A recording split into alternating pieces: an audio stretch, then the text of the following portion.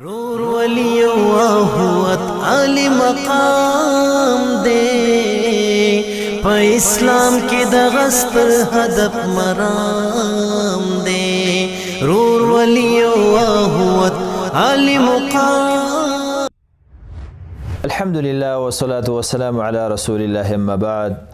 ډیرو قدرمنو مسلمانانو ورونو، الله جل جلاله په قرآن کریم کې د یو عظیم تجارت اعلان کړی دی او د هغې دپاره ډیر انعامات ذکر کړي دي. لکه څنګه چې د انسان طبیعت دا دی، د ټول بشریت د انسانیت طبیعت الله داسې پیدا کړی دی چې راحت غواړي. هغه دا غواړي چې ښه رزق خېټې ته واچوي، ښه لباس واغوندي، باچا اعلان وکړي په دنیا کې چې زه فلانکې تجارت کولاوم، په دې کې راشئ ما سره کار وکړئ، زه به تاسو ته کور درکم، زه به تاسو ته 1,00,000 روپۍ د میاشتې دغه در کوم، تنخوا در کوم، ګاډی به در کوم، یا 1,00,00,000 روپۍ به در کوم. نو آیا څوک به داسې پاتې شي چې دا کار حلال وي او مسلمان وي چې دا به نه ورځي، دا به ورته لاس نه جګوي چې زه دې ته حاضر یم چې تا سره کار وکړم، ستا په تجارت کې زه شریک شم، چې ته ما ته 100,00,000 روپۍ راکړې، مثال په طور د میاشتې بنګله راکړې، کور راکړې، عزتمندو راشئ. الله جل جلاله یو لوی عظیم تجارت اعلان کړی دی په قرآن کریم کې او ټولو مسلمانانو ته یې کړی دی. په دې کې که مالداره دی، که غریب دی، که بوډا دی، که ځوان دی، چې هر یو دی چې مسلمان دی، اعلان یې کړی دی چې دې تجارت کې داخل شي او څه دله در کوم هغه ټول به تاسو واورئ. سبحان الله. الله فرمایي یا ایها الذین آمنوا هل ادلکم علی تجارة تنجیکم من عذاب علیم. ای ایمان والو، ای هغه خلکو چې دا دعوه م کړی چې موږ په تاسو ایمان راوړی دی، د تجارت شوقین هستئ، د راحتونو شوقین هستئ، د بنګلو شوقین هستئ، د موټرو شوقین هستئ، زه تاسو ته یو تجارت نه درښیم. داسې تجارت لفظ ورسره ذکر دی. څه رقم تجارت؟ اوله فایده دا ده تنجیکم من عذاب علیم، چې تاسو به د درناک عذاب نه وساتي. سبحان الله. دا څومره یو خو د الله جل جلاله د طرف نه اعلان دی د تجارت، او دویم دا ده چې اول په ډالۍ کې دا واخلی چې د هغه درناک عذاب نه به الله جل جلاله بچ کوي. دا څومره عظیم تجارت دی. سبحان الله. او موږ او تاسو څومره د دې نه غافلی، د دنیا یو وړوکي تجارت پسې موږ څومره رواني، لالهان دی، پټي پسې رواني، ورکوټي دکان پسې رواني، ورکوټي ګاډي پسې رواني، د ورځې مزدورۍ پسې رواني، او دا عظیم تجارت زموږ نه فاتې دی. دا په څه شي دی؟ هغه دا دی تؤمنون بالله.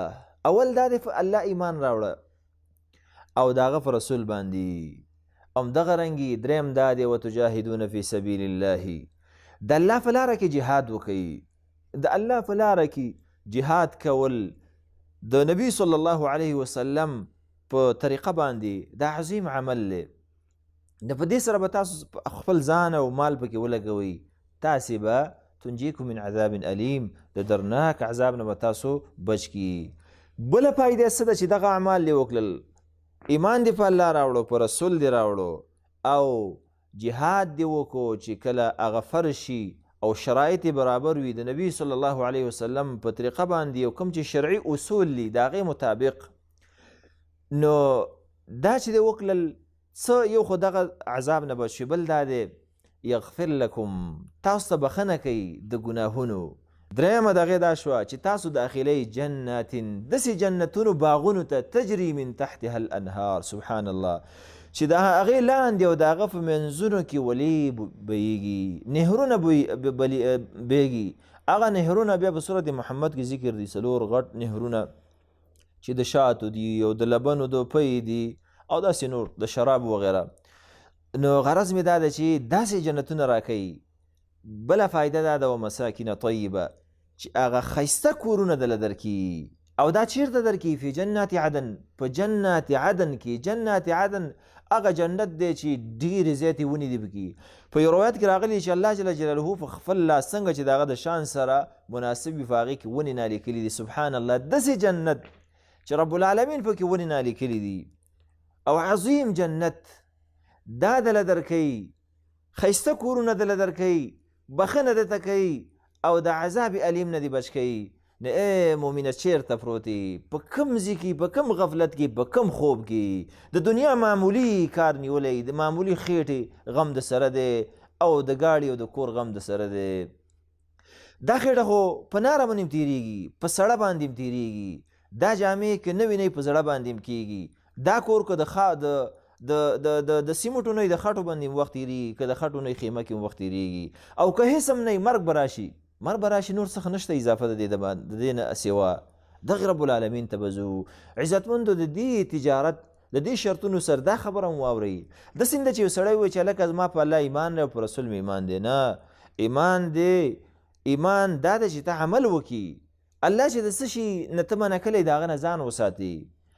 حرامونه یې منع کلی، حرام به نه کوې. ګناهونه یې منع کلی، ګناهونه مه کوه. د هغې نافرماني مه کوه، غیبت مه کوه، ګاونډي ته ضرر مه رسوه الی آخره. په څه چې تا د امر کړی د هغه کوه، د خپل وس مطابق څونه چې ستا وس. مثال په طور فرض مونځ دی، په ولاړه باندې وکړه، چې نه شوي په ناستې وکړه، په ناسته نه شي پرېوتو باندې وکړه، د وس مطابق. همدغه رنګې د الله د پیغمبر په طریقه باندې به کیف هغه به ایمان راوړي. څه نه چې منع کلی هغه به نه کوې، څه باندې چې امر کړی هغه به کوې. د الله رسول چې په کم کار باندې خفه کېږي هغه نه به ځان ساتي. نو غرض مې دا ده چې دا څومره عظیم تجارت دی، الله جل جلاله اعلان دی او موږ او تاسو ټولو ته کلی دی. باید چې موږ دې ته بډې ووو او په دې باندې کار شروع کړو او وخت ورته ورکړو. داسې په خوله باندې نه کې دې ته به وخت ورکې. دا علم، دا دین دی، دا زده که، دې ته وخت ورکه. نن سبا اسباب ډېر دي، که نور نه یي داسې ښه علما هغه چې صحیح عقیدو والا وي هغې بیانونه اوره، د قرآن ترجمې د صحیح اهل علمونه اوره، او داسې نور د فرض مونځ پابندي کوه. د کوم څه شي نه چې الله منع کلی، غیبت نه منع کلی وغیره، دا ټول مه کوه، مسلمان ته ضرر مه رسوه. دا جنتونه به او ستا به پې سري. دا د همیشوالي دپاره دا ځایونه دي او دغه نعمتونه دي او ډېر اسان عمل دی. همدغه ایمان عزتمندو څه ښکرین لري. دقه موږ او تاسو ایمان په الله باندې راوړی دی او انشاءالله دقه ایمان دی د خپل وس مطابق ځان ساتو د نارواونه او اعمالو باندې عمل کوو. نو په دې وجه باندې نور عزم اضافه کو، نور په ځان کې کوشش پیدا کو، مهنت پیدا کو، نارواونه قطعا ځان وساتو او څومره چې د نیک کارونه د خپل وس مطابق پکې ځان استعمال کو. الله جل جلاله دی دغه اعلان چې موږ او تاسو ټولو مؤمنانو ته کړی دی، اول ماته او بیا تاسو توفیق درکړي چې په دې باندې عمل وکړو او دغه مغفرت او دغه د جهنم نه بچ کېدل او دغه بنګلې او دغه جنات عدن چې ښکلی جنت دی دغه کې زموږ د ټولو نصیب وکړي. هذا وبالله تعالی التوفیق والله اعلم.